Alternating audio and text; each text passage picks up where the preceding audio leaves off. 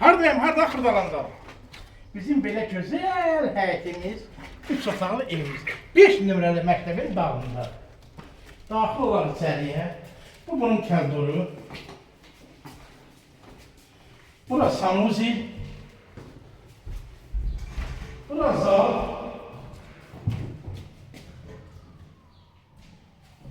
Bura kukla. Bak, kukla gör nə genişdir. Kukla mevli qoyursan, oturursan, yiyirsən, içirsən, durursan ayaqda. Paşlı zal boydadır. Bura ikinci otaq. Gözlük 5'e girdi. 5 nömrəli məktəbin arxası.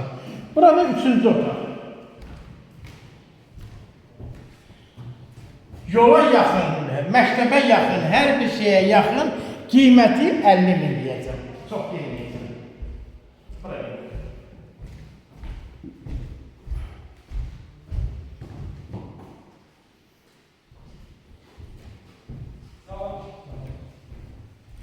Hiç ölümün almanı ne yok, onda düşüktür soyu. Allah'tan.